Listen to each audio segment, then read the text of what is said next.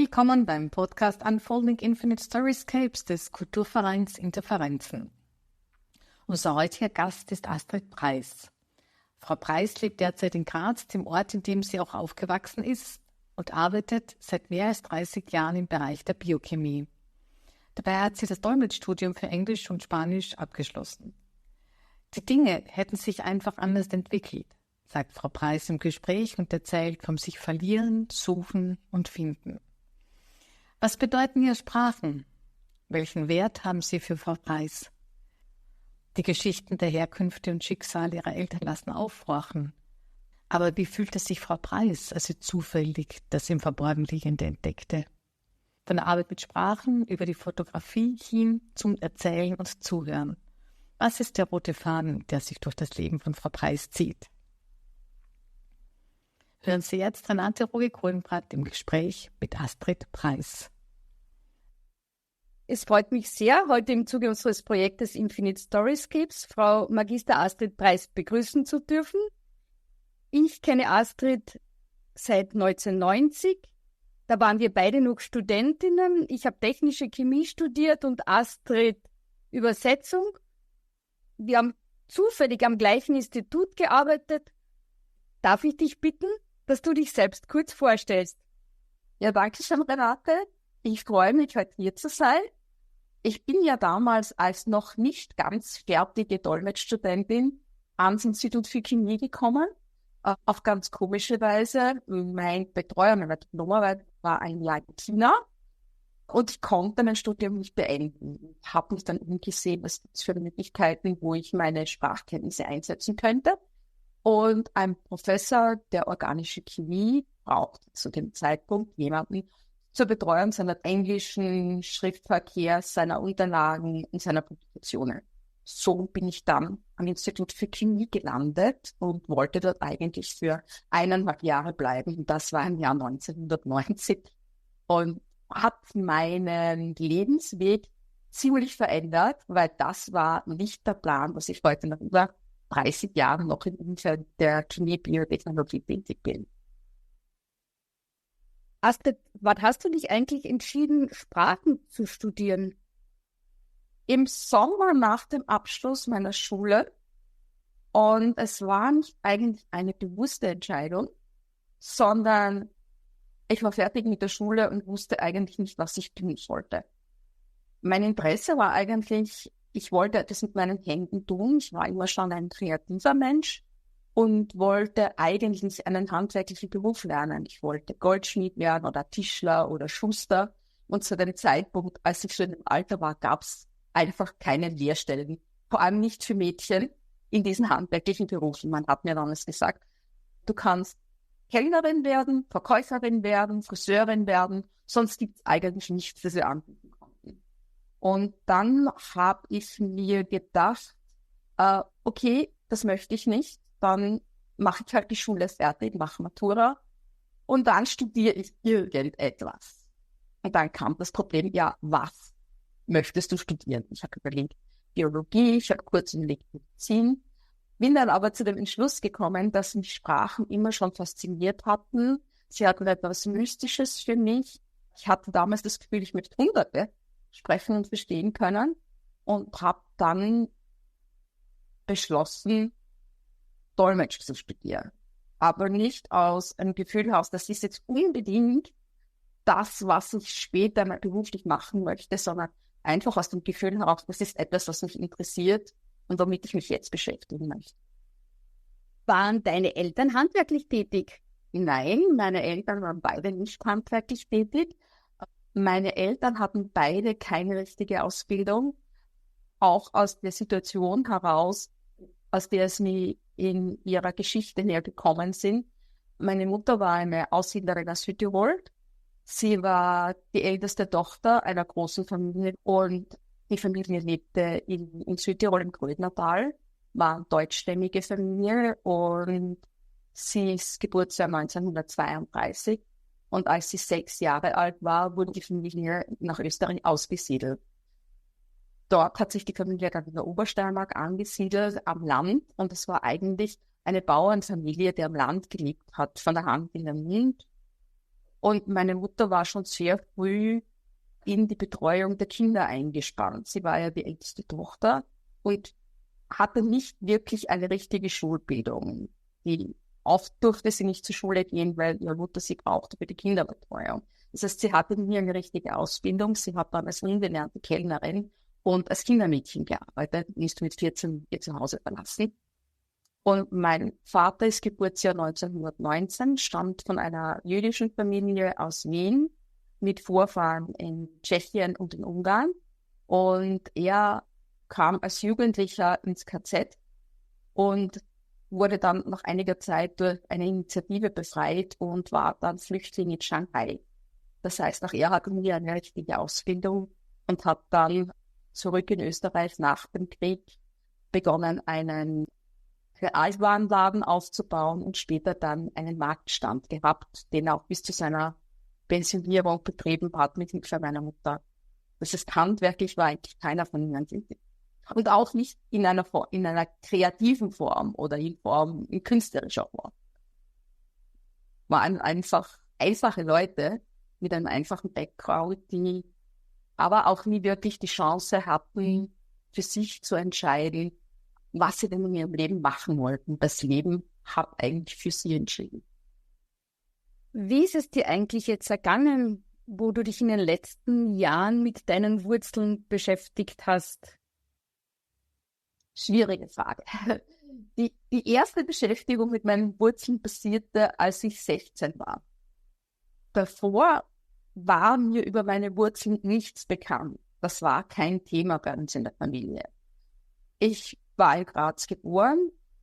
Ich wusste, dass mein Vater in Wien geboren war und dass meine Mutter in Bozen geboren war und das war alles, was ich wusste. Mit 16 habe ich durch Zufall herausgefunden, dass mein Vater Jude war, dass mein Vater in KZ war, dass mein Vater in der Emigration in Shanghai war. Für mich hatte das den Effekt, dass ich mich in einer Weise um meine Wurzeln betrogen fühlte, weil mir niemand erzählt hatte, wo ich eigentlich herkomme. Und das hat mich damals in eine ziemliche Identitätskrise geworfen. Aus einer behüteten Kindheit heraus war ich mir nicht mehr sicher, wer ich eigentlich war, woher ich kam, was meine Identität war, was meine Wurzeln waren, was meine Geschichte war. Und damals habe ich mich sehr stark begonnen, mit diesen jüdischen Wurzeln zu beschäftigen. Was ziemlich schwierig war, weil ich habe versucht, Informationen aus meinem Vater herauszubringen, der aber nicht bereit war, über diese Zeit zu sprechen. Als er draufkam, dass ich seine Unterlagen gefunden hatte, kam es zu einem ziemlichen Streit, weil er meinte, es ging mich nichts an. Es hat dann einige Jahre gedauert, bis er bereit war, über diese Zeit zu reden. Von der Seite meiner Mutter war nicht so stark dieses Gefühl da, ich möchte nicht drüber reden, sondern sie war einfach der Meinung, es gibt eigentlich nichts Interessantes über mein Leben, über das Leben meiner Familie. Und auch da kam ich dann erst sehr spät auf Details drauf, wie das mit der Aussiedlung damals war, dass das nicht so einfach war. Dass ein Bruder zurückgelassen wurde unter nicht sehr guten Umständen. Aber ja, in den letzten Jahren habe ich mich dann wieder begonnen, mit dem Thema zu beschäftigen. Und zwar vor ungefähr 4-5 Jahren hatte ich das Gefühl, komplett entwurzelt zu sein. Nachdem meine Mutter gestorben war, hatte ich das Gefühl, dass von mir selbst ja nichts mehr da ist. Wer bin ich eigentlich? Gibt es mich überhaupt noch? Und ich habe begonnen, mich selbst wieder zu suchen. Und da war für mich besonders wichtig, wo sind meine Wurzeln? Wo komme ich eigentlich her? Ich habe dann einen DNA-Test gemacht, der nicht besonders aufschlussreich war, weil der hat mir genau das gesagt, was ich eh schon wusste, wo ich von meiner Abstammung herkomme. Aber ich habe wirklich stark versucht zu schauen, wer bin ich eigentlich? In dieser Suche, wer ich eigentlich bin, habe ich weniger meine historischen Wurzeln gefunden, sondern eher die Person, die in mir eingeschlossen war, die ich über so viele, viele Jahre versteckt hatte, weil ich so viele Jahre lang nach außen hin eine Rolle gespielt habe, die Person zu sein, die von mir erwartet wurde. du warst ja auch im Ausland. Bist dem ja auch nachgegangen, dass du ja viele Sprachen lernen möchtest und vieles machen möchtest. Also während des Studiums war ich zweimal in Spanien, habe dort einige Zeit gelebt und habe mich dort eigentlich sehr wohl gefühlt und habe mich eigentlich immer nicht so stark als Österreicherin gefühlt, sondern immer sehr stark als jemand gefühlt, der international ist, der das Gefühl hat, mit Menschen von überall her in Kontakt treten zu wollen, die das Gefühl hat, diese Verbindung mit anderen Menschen aufbauen zu wollen. Und ich habe damals begonnen. Also ich habe Spanisch studiert und Englisch, habe dann nebenbei Japanischkurs gemacht, habe Italienischkurs gemacht und habe überall, wo ich hinkam, versucht, zumindest einen Brocken der Sprache dort aufzusammeln, weil ich einfach dachte, es wäre wichtig, mit den Menschen, mit denen ich zusammenkomme, in ihrer Sprache reden zu können. Nicht alles davon ist hängen geblieben, viel davon habe ich vergessen, aber es hat mir für meine Entwicklung sehr geholfen. Wenn du zurückdenkst an deine Kindheit, hattest du sowas wie ein Vorbild, eine Frau, die anders war als deine Mutter oder an der du dich vielleicht so ein bisschen angehängt hast? Mir ist das spontan jetzt eingefallen, hätte ich eigentlich so jetzt nicht erwartet. Das Rollen mit meiner Mutter, das war das, was ich nicht wollte. Das war für mich klar. Ich hatte eine Lehrerin in der Schule, die ein Vorbild in gewisser Weise für mich war. Sie war eine starke Frau. Sie war sehr klein. Sie war ungefähr 1,50 Meter groß, war Lehrerin, wurde dann Politikerin. Ich werde jetzt keinen Namen nennen. Und war einfach eine Naturgewalt einer Frau, meiner Meinung nach. Sie hat mich gefördert, sie hat meine Kreativität gefördert, sie hat mit mir über Dinge diskutiert, die mich wahnsinnig inspiriert haben. Sie hatte vor nichts Angst, sie hat ihr Leben gelebt und sie war für mich jemand, der mich wahnsinnig beeindruckt hat. Ob ich jetzt versucht habe, in ihre Fußstapfen zu treten, das glaube ich eigentlich nicht. Aber für mich war einfach diese kleine Frau mit dieser großen Kraft war eine wahnsinnige Inspiration für mich in der Zeit bis 14 eigentlich. Und bis ich 14 war meine Lehrerin und ich habe sie sehr vermisst in den Jahren. Ein Schwerpunkt unseres Projektes ist auch das Thema Frauen. Wie siehst du dein Frausein? Es ist so, mein Kopf dachte eigentlich, das wäre kein Problem für mich. Relativ lang. Und es hat auch relativ lang gedauert, bis ich dann gesehen habe, es gab da doch Situationen in meinem Leben, wo ich damit wirklich gekämpft habe. Und vor allem war das in meiner Jugend das traditionelle Frauenbild. Ich hatte ja immer die Möglichkeit gehabt, so zu leben, wie ich wollte. Bin dann aber sehr spät drauf gekommen, dass es Erwartungen natürlich gab, dass ich ein traditionelles Leben führen sollte. Natürlich hatten meine Eltern die Erwartung, dass ich heirate, dass ich Kinder bekomme, dass ich sesshaft werde. Und auch später, wenn man sich dann getroffen hat mit ehemaligen Schulkolleginnen oder Studienkolleginnen, man hat so gesehen, die hatten alle Familien und ich hatte das nicht. Und in gewisser Weise habe ich immer das Gefühl gehabt, dass mir etwas gefehlt hat, dass ich etwas versäumt habe, dass ich etwas zu bedauern habe. Aber erst zu spät ist mir bewusst geworden, dass es vielleicht von meiner Seite her eine Rebellion gegen das traditionelle Frauenbild war. Ich wollte nicht das Leben führen, das meine Eltern. Im Berufsleben hatte ich nicht so sehr das Gefühl, dass ich in irgendeiner Form als Frau anders behandelt wurde. Aber für mich war, glaube ich, die Erwartungshaltungen, die die Gesellschaft, als ich jung war und wahrscheinlich auch heute noch an Frauen hat, wie sie ihr Leben zu gestalten haben, wie sie zu funktionieren haben, das war etwas, womit ich mir eigentlich immer schwer getan habe. Vielleicht jetzt trotzdem zurückkommend auf dein Berufsleben. Du hast da ja in den letzten Jahren sehr viel Unterschiedliches gemacht. Mein Berufsleben hat sich ja komplett anders entwickelt als ursprünglich geplant. der Plan war ja eigentlich, nach dem Studium mal zu überlegen, was möchte ich machen mit dem, was ich studiert habe, vielleicht freiberuflich als Dolmetscher zu arbeiten oder was auch immer. Und durch das, dass ich diese geplant 1,5 Jahre am Institut für Chemie dann war, bin ich einfach in diesem Umfeld hängen geblieben. Und ich habe in diesen 30 Jahren so ziemlich fast alles gemacht, was man in der Administration der Forschung machen kann. Es hat begonnen mit der Administration und Koordination von EU-Projekten, von Studentenaustausch, von Personalabteilung, von komplett Administration von einem größeren Forschungsprojekt. Und ich war halt immer diejenige, die, wenn etwas Neues kam, nie gesagt hat, das kann ich nicht, das mache ich nicht, das habe ich nicht gelernt, sondern ich habe es dann einfach gemacht und in Angriff genommen. Und in den letzten Jahren in meinem jetzigen Job am ACIB, Austrian Center for Industrial Biotechnology, war ich tätig als Leiterin der Scientific Coordination, der wissenschaftlichen Koordination und habe mich hier vor allem mit IP beschäftigt. Das heißt, ich bin vor einigen Jahren dazu gekommen, dass die Frage an mich gestellt wurde, kannst du das Thema übernehmen? Und ich hatte keine Ahnung. Ich hatte keine Ahnung von Patenten, von IP, von wie das läuft, wie man ein Patent beantragt, was es überhaupt heißt, was für Rechte man damit hat, was kann einem passieren, wenn irgendetwas schief geht.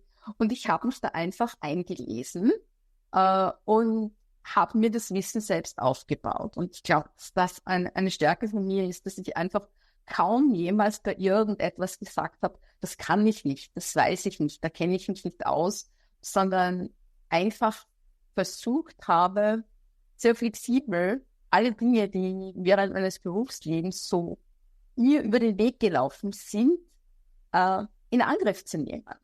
Und das macht mir auch großen Spaß, muss ich sagen. Und es ist immer wieder etwas Neues und ich lerne jeden Tag etwas dazu. Und es hat eigentlich nichts mit meinem ursprünglichen Studium zu tun. Natürlich brauche ich Englisch in meinem Alltagsleben. Die Dinge haben sich etwas einfach anders entwickelt. Du hast mir erzählt, dass du dich in den letzten Jahren mit der Fotografie beschäftigt hast. Wie bist du dazu gekommen? Ja, das ist jetzt seit einigen Jahren meine zweite Schiene, die ich nicht Hobby nenne, bewusst nicht Hobby nenne, weil es für mich einfach wichtiger ist als ein Hobby. Ich bin zur Fotografie gekommen, als Covid begonnen hat, im Grunde genommen. Ich hatte davor schon ein bisschen fotografiert, hatte einen Fotoapparat, bin bei uns in der Gegend, habe ihn gewandert, habe Blumen und Bienen fotografiert, aber nicht ernsthaft. Als dann 2020 die ersten Lockdowns kamen, hatte ich plötzlich Zeit, mich mit diesen Dingen zu beschäftigen. Und ich war zu diesem Zeitpunkt privat in einer Situation sehr nah am Burnout, sehr depressiv und in einer ziemlich dunklen Zeit meines Lebens. Und für mich war diese Beschäftigung, das Verlangsamen durch den ersten Covid-Lockdown, wo wir gezwungen waren, gewisse Dinge ruhiger anzugehen, langsamer anzugehen, gab mir die Möglichkeit, mich mehr mit der Fotografie zu beschäftigen. Und ich bin damals online über einen Fotografen gestolpert, dessen Philosophie der Fotografie mich sofort stark angezogen hat, nämlich nicht etwas zu schaffen für andere, sondern etwas zu schaffen für sich selbst in der Fotografie auszudrücken, authentisch zu sein Ich zu entdecken. Und ich habe dann im Jahr 2021 ein Mentoring bei ihm begonnen und für uns beide war das neu und wir hatten eigentlich ursprünglich vor, in die Richtung zu gehen, ja, wie werde ich ein besserer Fotograf? Im Endeffekt ist ganz etwas anderes dabei herausgekommen. Durch diese Fotografie habe ich es geschafft, aus dieser sehr dunklen Phase für mich herauszukommen und die Dinge, die mich bewegt haben, als kreativen Outlet zu verwenden. Und das hat für mich dazu geführt, dass ich diesen Panzer, den ich in mich gebaut hatte, endlich aufbrechen konnte und mehr zu mir selber finden konnte.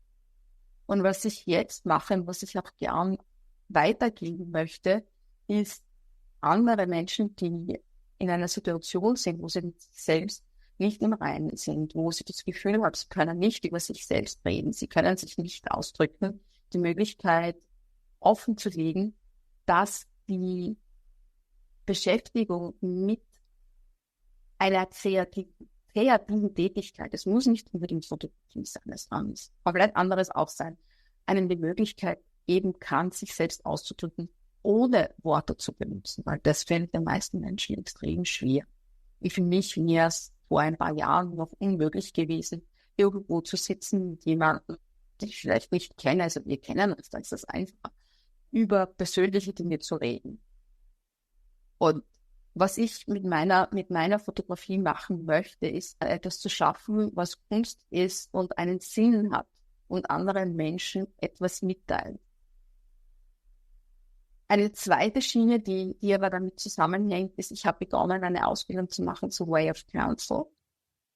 Ist etwas ganz anderes, hat mit Fotografie in erster Linie nichts zu tun, sondern die alte Form, wie Menschen früher am Feuer zusammengekommen sind, Geschichten erzählt haben und dadurch Lösungen für ihre Probleme gefunden haben, wie zum Beispiel der Ältestenrat in einer Community, in einem Naturvolk, aber auch einfach nur zusammenzukommen und zu reden und das Gefühl zu haben, wenn ich spreche, wird mir zugehört, niemand unterbricht mich und ich bin in einem sicheren Raum, wo alles, was ich sage, in diesem Raum bleibt. Es ist keine Diskussion, es ist in erster Linie ein Reden und ein Zuhören. Man bekommt auch keine Ratschläge. Hast du deine künstlerische Arbeit jemals in einer Gruppe geteilt? Also ich habe nichts, was ich kreativ gemacht habe, bis 2020 eigentlich irgendjemandem gezeigt. Ich hatte ja immer das Gefühl, das, was tief in mir drinnen ist, das ist ja nicht okay, das ist ja irgendwie komisch, das ist ja irgendwie nicht in Ordnung, das kann man ja nicht zeigen, das ist ja nicht vorzeigbar und das hat einen Niederschlag mit diesen Gedichten und Geschichten gefunden, die niemand jemals zu lesen bekommen hat. Also die waren halt wirklich in einem Schächtelchen, in einem Büchlein versteckt und ich habe so immer das Gefühl, es ist furchtbar peinlich, wenn die jemals jemand sieht. Und das hat sich eigentlich fortgesetzt über den Rest meines Lebens bis vor ein paar Jahren, dass ich diesen kreativen Teil, den kreativen Teil der Verbindung zu meiner Gefühlswelt gefunden hatte und diese auch ausdrücken konnte, einfach nicht anerkannt habe und eigentlich sogar verleugnet. Also ich hatte für mich beschlossen, und ich war mir sicher, es ist so, dass ich nicht dieser tiefen Gefühlswelt fähig bin, dass das nicht ich bin, dass ich das nicht brauche, dass das nicht notwendig ist für mich und versuche, mein Leben irgendwie in meinem Kopf zu leben und das Herz ziemlich herauszulassen. Okay. Die Gedichte gibt's übrigens nicht mehr, die habe ich irgendwann einmal entsorgt, aus der Furcht heraus, die könnte irgendjemand finden. Aber es gibt neue aus späteren Zeiten, wo ich nicht mehr so sehr diese Angst hatte, das könnte jemand sehen, wo ich eher bereit war, diesen Teil von mir nach außen zu machen. Und das war auch ziemlich zu der Zeit, wo ich begonnen habe, mich mit Fotografie zu beschäftigen. Ich glaube, du hast für dich eine gute Lösung gefunden. So erscheint mir das jetzt. Mit diesen Wünschen, mit vielen Leuten in verschiedenen Sprachen in Kontakt zu kommen, hast du in Graz auch realisieren können? Sagen wir mal so, ich sitze in Graz, mein Kopf ist überall. Mein Herz ist überall. Das ist eigentlich jetzt das Spontane, was mir eingefallen ist, weil ich nach wie vor nicht wahnsinnig viele Privatkontakte in Graz habe. Weil ich einfach viele Jahre lang ziemlich kontaktscheu war. Also ich hatte natürlich Kontakte bei der Arbeit und ich habe auch nicht so gewirkt, nehme ich einmal an, als ob ich schwer Kontakt mit anderen bekommen würde, habe aber in meinem Privatleben sehr große Schwierigkeiten damit gehabt, mich anderen zu öffnen, Freunde zu finden, Kontakt mit anderen Menschen zu haben. Das hat eigentlich wirklich online stattgefunden. Das heißt, die meisten Freunde, bis auf eine Freundin aus der Schulzeit, die ich habe, sitzen nicht in Graz, sitzen nicht einmal in Österreich. Und das macht die Situation etwas schwieriger, weil wir uns natürlich nicht ständig sehen, nicht so viel Kontakt miteinander haben, außer online. Aber es ist eigentlich so, dass meine Fühler überall hingehen. Und ich es in den letzten Jahren erkannt habe, dass es nicht wichtig ist, wo ich eigentlich bin. Natürlich macht es mir Spaß, die Leute dann auch in Person zu treffen. Aber dass mir das Spaß macht, ist eigentlich etwas, was erst in den letzten Jahren begonnen hat. Davor war es eher so, Menschen sind gefährlich. Ich verstehe sie eigentlich nicht wirklich. Ich tue mir schwierig mit diesem Kontakt. Und das hat sich für mich in den letzten Jahren geändert, weil dass ich mich geöffnet habe, tut natürlich leichter, mit anderen Menschen auch in Person in Kontakt zu kommen. Und mittlerweile genieße ich es, die Menschen, die ich online kennengelernt habe, auch im realen Leben zu treffen. Astrid, das war einerseits jetzt sehr spannend für mich, so viele neue Details über dich und deine Familie zu erfahren, obwohl wir uns schon so lange kennen. Vielen Dank für das heutige Gespräch und noch viel Spaß beim Fotografieren. Ich bin jetzt sehr tief ins Persönliche hineingegangen und ich hoffe, dass das so in Ordnung war. Was für mich wichtig ist, man sollte immer offen sein für alles. Man sollte nicht sagen, ich kann nicht oder das ist nichts für mich oder so bin ich nicht, sondern einfach in sich hineinhören, in sich hineinschauen und bereit sein, die Dinge, die man dort findet, auch zu leben und anzuerkennen. Die Guten, die Schlechten, alle, die dazugehören. Wir sind nicht eine Person, wir sind so viele Dinge. Und das ist etwas, was mich die letzten Jahre gelehrt haben und das wichtig für mich ist. Sie hörten Renate Rogi-Kulmbrat im Gespräch mit Astrid Preiss im Rahmen des Podcasts Unfolding Infinite Storyscapes des Kulturvereins Interferenzen.